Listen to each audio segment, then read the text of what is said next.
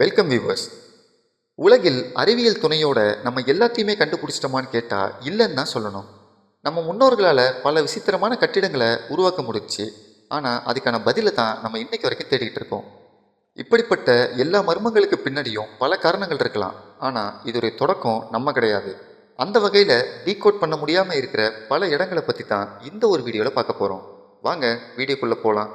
இது உங்கள் mysterious pages Tamil.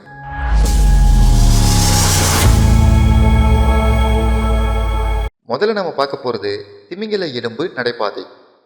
ரஷ்யாவில் சைபீரியாங்கிற கடல் பகுதியில் தான் இந்த ஒரு தீவு அமைஞ்சிருக்கு. இங்கே தான் 550 மீட்டருக்கு மேலே திமிங்கலத்துடைய எலும்புகளை மட்டுமே வச்சு ஒரு பெரிய வழித்தடமே உருவாக்கியிருக்காங்க. இப்படிப்பட்ட ஒரு அமைப்பை இவங்க எதுக்காக உருவாக்குறாங்கிறது இன்னைக்கு வரைக்கும் யாருக்குமே தெரியல. இந்த வழியில் நடந்து போகும் பொழுதும் பார்க்கறதுக்கும் கூட ஒரு மர்மமான உணர்வு ஏற்படுறதா அங்கே வாழ்கிற மக்கள் சொல்கிறாங்க. இந்த இடத்த சுற்றி இருக்கிற இடத்துல கலைப்பொருட்களையும் நிறையவே பார்க்க முடியுது. இதெல்லாம் வச்சு பார்க்கும் பொழுது நம்மளுக்கு என்ன தோணுதுன்னா, ஒன்று இது மக்கள் கூடுற இடமா இருந்திருக்கலாம், இல்லைன்னா அந்த காலத்தில் வாழ்ந்த மக்களுடைய வழிபாடு என்னமா இருந்துச்சுங்கிறது நம்மளுக்கு தெரியல. ஸோ இது ஒரு கோவிலாவோ அல்லது புனித நகரமாவோ கூட இருந்திருக்கிறதுக்கு வாய்ப்புகள் இருக்குது.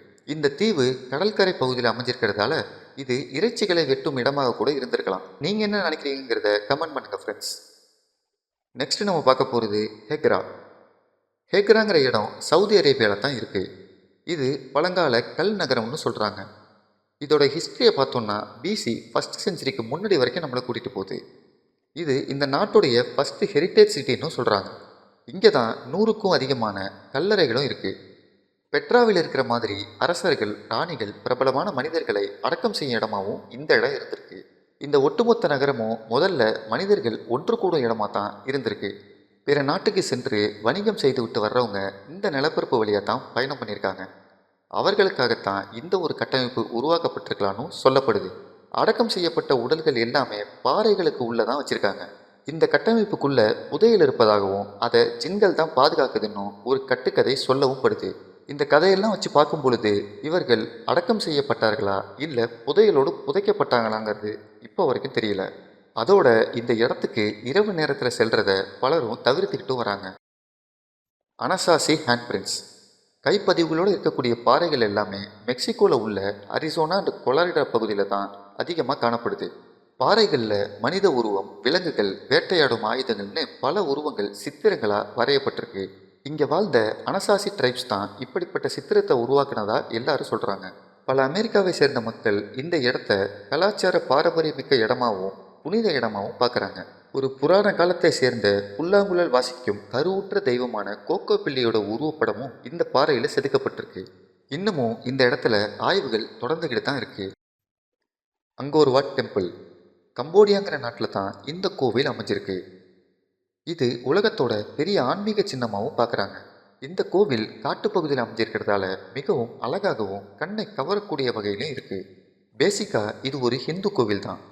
12th செஞ்சுரியில் தான் இதை ஒரு புத்த தேவாலயமாக மாற்றுறாங்க. துறவிகள், பெண் துறவிகள், கம்போடியர்கள்னு இங்கே டெய்லியுமே ப்ரேயர் பண்ணுறாங்க. இந்த கோவிலுடைய அமைப்பு நார்த், சவுத், ஈஸ்ட், வெஸ்ட்டுன்னு 4 பக்கமுமே என்ட்ரன்ஸ் இருக்கிற மாதிரி தான் இருக்குது. இந்த கோவில் காட்டுப்பகுதியில் இருக்கிறதால மர்ம உணர்வும் மனிதன் கட்டியதை காடு திரும்ப எடுத்துக்கிறது போல ஒரு உணர்வும் ஏற்படுதுன்னு இங்கே வர்ற மக்கள் அனைவருமே சொல்கிறாங்க. இந்த இடத்த பார்க்கும் பொழுது நாம் இந்த உலகத்தில் தான் இருக்கோமா இல்லை வேறு உலகத்திற்கு எங்கேனும் நம்மளை கூட்டிச் செல்கிறதா என்ற எண்ணம் நம்ம எல்லாருக்கும் ஏற்படுது.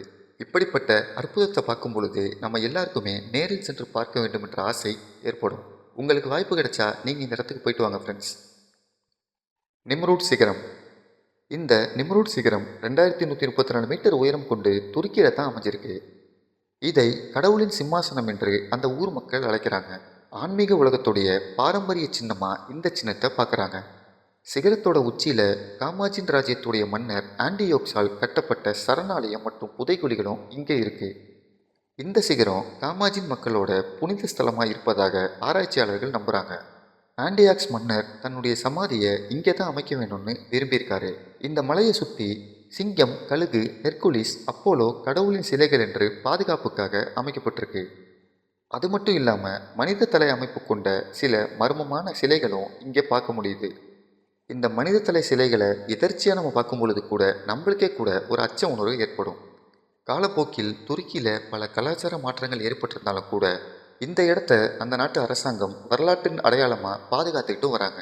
இது போன்ற வீடியோக்களை தொடர்ந்து பார்க்க சேனலை சப்ஸ்கிரைப் பண்ணுங்கள், பெல் ஐக்கானை கிளிக் பண்ணிக்கோங்க ஃப்ரெண்ட்ஸ். இது உங்கள் மிஸ்டீரியஸ் பேஜஸ் தமிழ்.